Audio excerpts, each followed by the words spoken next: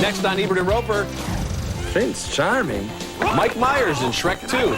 Jesus, he loves you. Mandy Moore in Save. I am filled with Christ's love. And one of the biggest movies of all time is coming out on DVD. We'll show you the bells and whistles. Do you want to be men? Sir, yes, sir!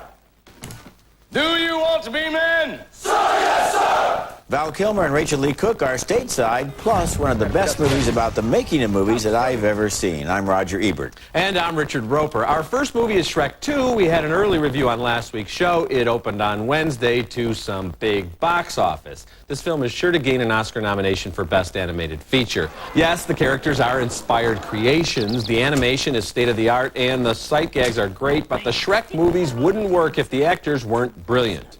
This is Fiona's choice. Yes, but she was supposed to choose the prince we picked out for her.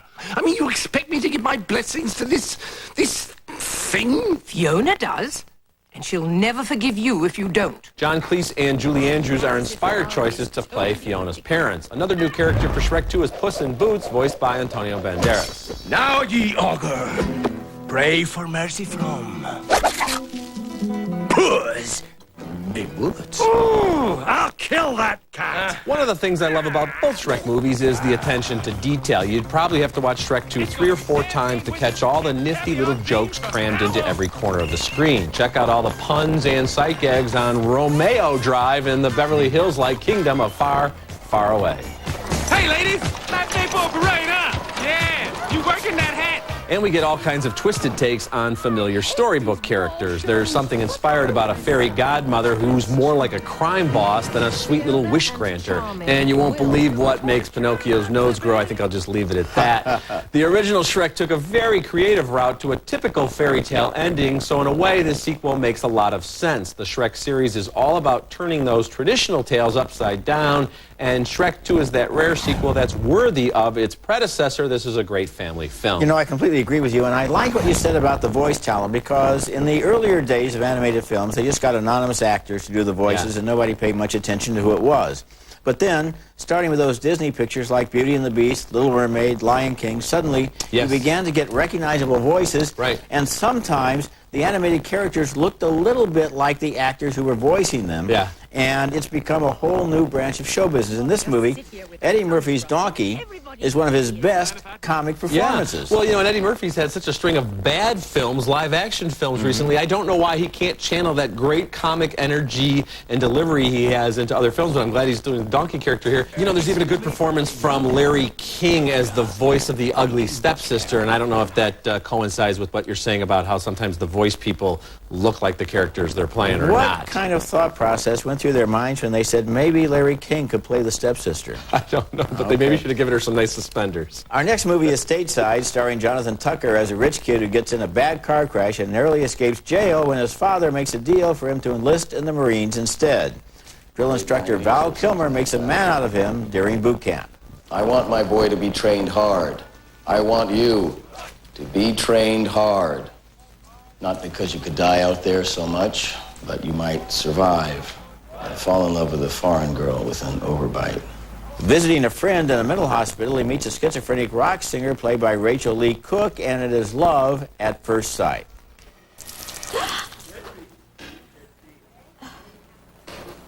Do that again.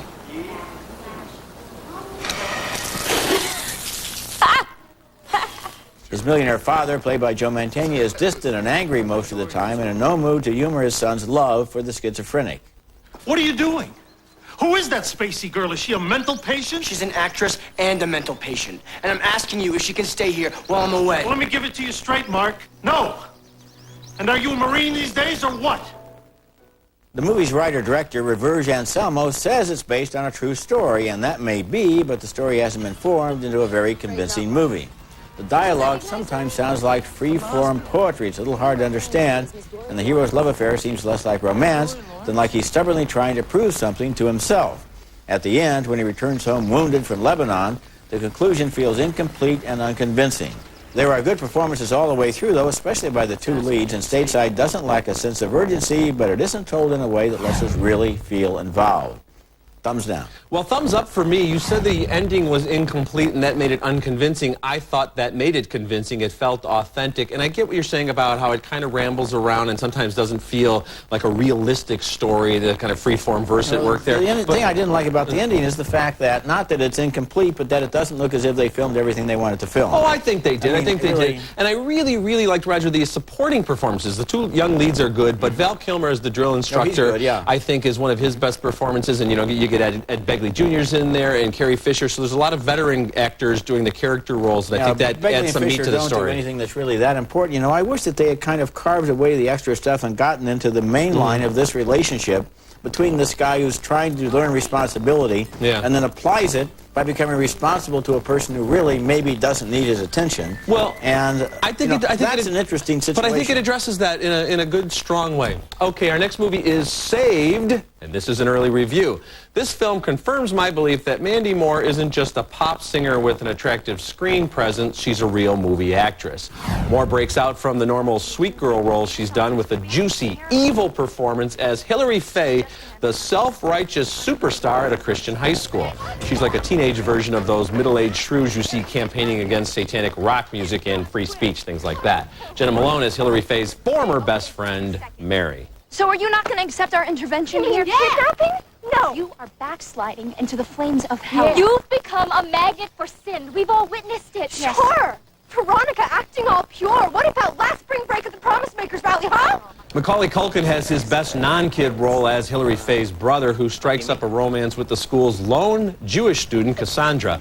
And Susan Sarandon's daughter, Ava Amuri, is electric as Cassandra. Isn't that Mary? What is she doing downtown? There's only one reason Christian girls come down to the Planned Parenthood. She's planning a pipe bomb? Okay, two reasons. And that is one of my favorite punchlines of the year. Saved also has terrific work from Mary Louise Parker as Mary's mother and Martin Donovan as Pastor Skip, the school's principal. His performance on the first day of school is a perfect satire of evangelical leaders who worship the awesomeness of their own charisma as much as they serve God, maybe more. Saved takes aim at some pretty broad targets, and the journey is occasionally bumpy, and I wish they could have found a more original conclusion than the big confrontation at the senior prom, though maybe that's a send-up as well. Director and co-writer Brian Dannelly has turned in an impressive debut work. This movie opens on select cities on May 25th. I liked it a lot. Thumbs up. I did too. Thumbs up. You know, what's interesting is people are going to think this movie is an attack on Christianity, and what it is basically is an attack on intolerance. Yes. And it's in favor of tolerance. And the outsiders in the school include a gay, a kid in a wheelchair, the Jewish girl, and then the girl who gets pregnant. Right. And so they're, of course, utterly outside the pale of these kids who are so rigid in their self-congratulating Jesus worship and don't realize that Jesus was a much more embracing person. So this movie actually is a great rarity. It's a pointed satire in the form of a teenage comedy, and it takes on a target that is not a safe target. Yeah, you're absolutely right about that. It is absolutely not an attack on Christianity. It's all about people who cloak themselves in Christianity to excuse their bigotry. And, you know, stuff like a 25-foot-tall statue of Jesus with running shoes, that's just funny. And if you're strong in your beliefs, you shouldn't be offended by that. You should be offended by people who do things like that and think that that is their way of expressing their religion. That's a very good point. Okay, later in the show, one of the most anticipated DVD releases in history with all of the extras. And when we come back, Mario Van Peebles stars in Badasssss. Honestly,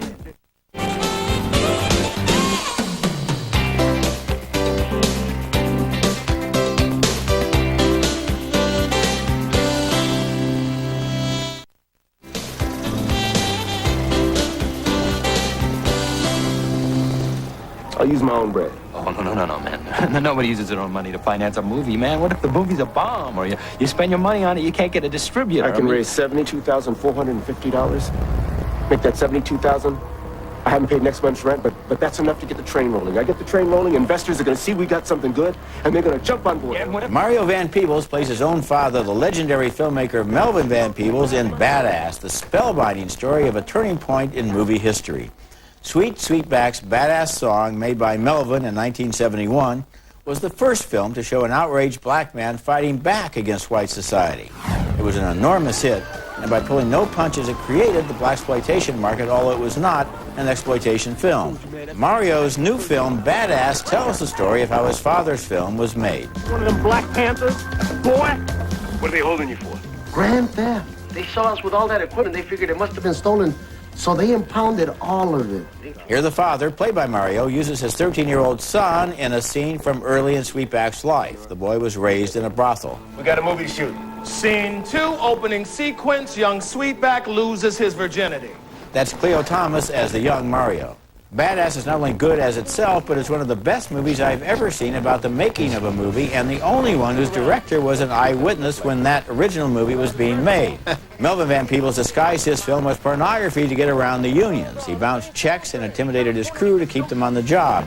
He was saved in a crisis by a check from Bill Cosby.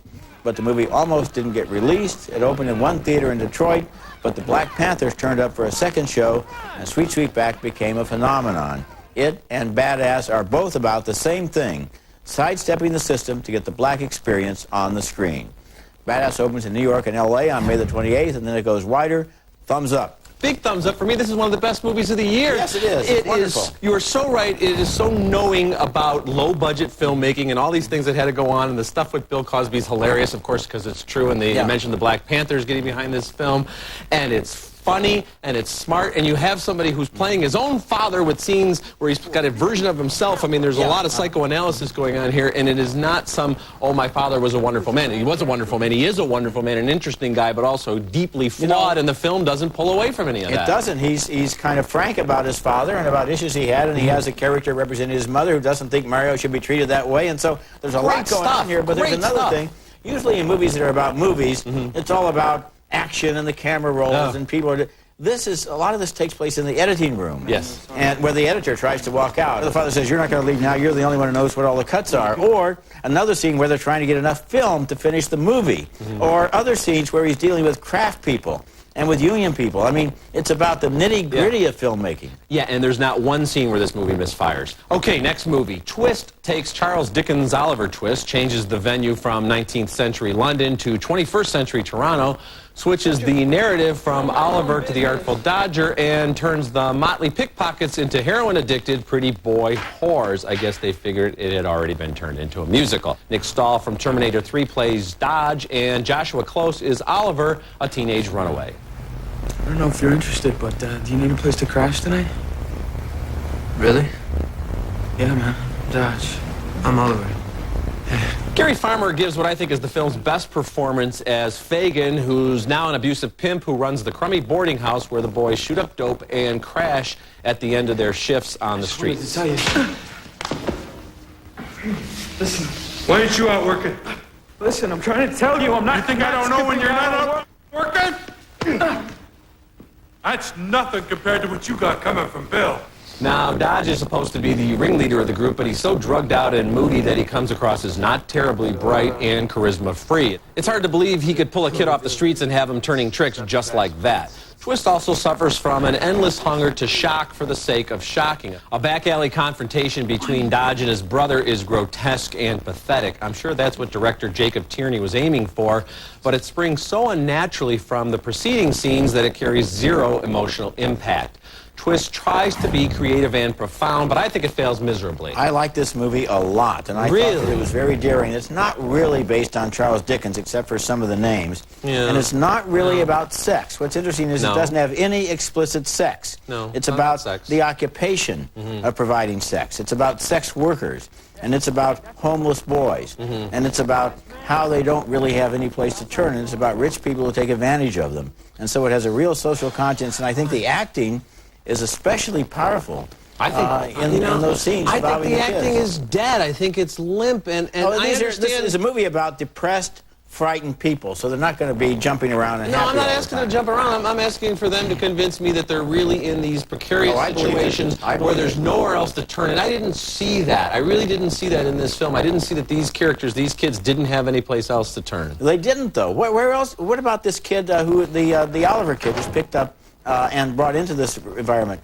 We find out where he came from, what his brother is like, what he was escaping from. He doesn't have any resources. It just seems like everybody here is numb and they kind of sleepwalk through the paces. They're not sleepwalking. They're tired, they're cold, they're poor, they're frightened, and they're doing something that makes them feel bad. That's what I felt like when I was watching the movie, all of those things. Okay, my thumbs up video this week is The Lord of the Rings, The Return of the King.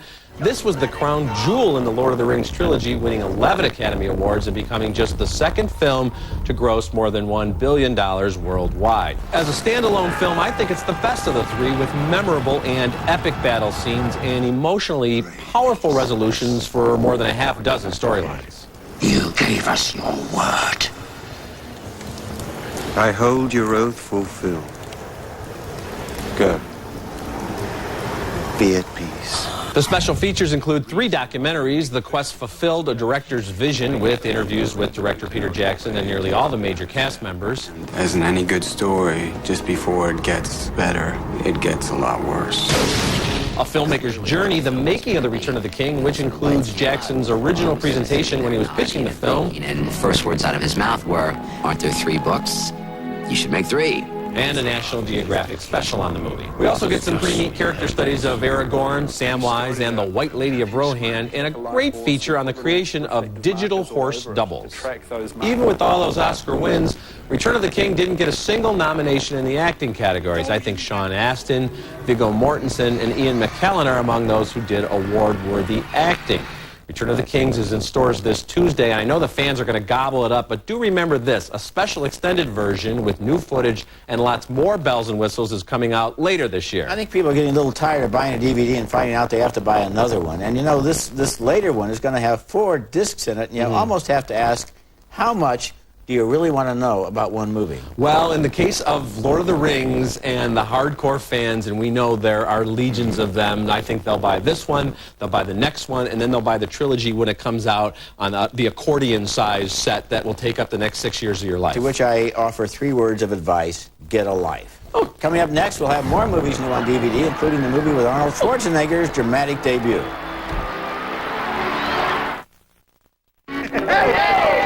Yes, that is the future governor of California as a bodybuilder who is also the lead fiddler in a bluegrass band. Arnold Schwarzenegger made his dramatic debut in a 1976 movie named Stay Hungry, which has been unavailable in any format for years, but is now on a new DVD. It was directed by Bob Rafelson about 5 years after his triumph with 5 Easy Pieces. It also starred Jeff Bridges and, in her first role as a grown-up, Sally Field. Bridges plays a real estate tycoon who starts out to buy a gym and then gets fascinated by bodybuilding, and Schwarzenegger is the Mr. Universe who introduces him to Sally Field, a country girl who doesn't fit in with his blue blood family. Is my dress really all right? Sweetheart, I told you, your dress just looks really unusual. You look lovely. The DVD includes an introduction by Bob Rafelson, one of the most original and offbeat of American directors, and a commentary track by Rafelson, Jeff Bridges, and Sally Field. Yeah, at this scene, I said to Arnold, look, why don't we use a prop weight? And Arnold said no? Arnold said, don't be ridiculous, Bob. This weighs nothing. The movie is weirdly comic in the way it assembles these unlikely characters in a screwball plot, and it's surprisingly good. Among other things, it suggested that Schwarzenegger might be well advised to get out of bodybuilding and try his luck as an actor. He's pretty good. Also new on video and well worth checking out, the best movie about hockey since Slapshot, it's Miracle, with Kurt Russell giving one of his best performances as U.S. Olympic coach Herb Brooks. There's a 2-disc commemorative edition of one of my favorite movies growing up, The Great Escape, and I still think Steve McQueen has a chance to make a getaway on that motorcycle. And the Academy Award-nominated documentary The Weather Underground, a fascinating look at the mostly privileged kid from the 60s who formed the radical Weather Underground movement. We wanted to say no. What we're going to do is whatever we had to do to stop the violence in Vietnam. And also, Roger, on DVD you get Sweetback's Badasssss song, the original movie. And I would say, for once, I think it's better to see Badasssss, the film that's rolling out now, and then go back and see Sweetback. It's raw and very daring. Yeah, you know, even now, 34 years later, it's a powerful, shocking, very surprising film. So, Sweetback's Badasssss song, Stay Hungry, Miracle, and The Great Escape are available in stores right now. And The Lord of the Rings, Return of the King, and The Weather Underground will be available on DVD on Tuesday. We'll be back to recap this week's show right after this. Okay, recapping this week's movies, 2 thumbs up for Shrek 2. We split on Stateside. 2 thumbs up for Saved, opening May the 28th. 2 big thumbs up for Badasssss, also opening May the 28th. And we had a split on Twist. And we'll be back in a moment. Visit our website at ebertandroper.tv or at movies.com. Next week, from Troy to Van Helsing, The Mean Girls, our special look at the big movies of the spring on Ebert and Roeper. Remember, you can hear all our recent reviews at ebertandroper.tv or at movies.com, and read us in print at suntimes.com. And until next week, the balcony is closed. You know, Badasssss just has so many neat visual tricks, but the performances, Joy Bryan, who's been in Antoine Fisher and a lot of other movies, is really good here as Mario the secretary. Van Peebles is a good director. He made a great film called New Jack City, and this is another one. That's right. Curad Spray Bandage seals and protects wounds with a special touch. Convenient, flexible, invisible. Just spray and you're on your way. Curad, we help heal.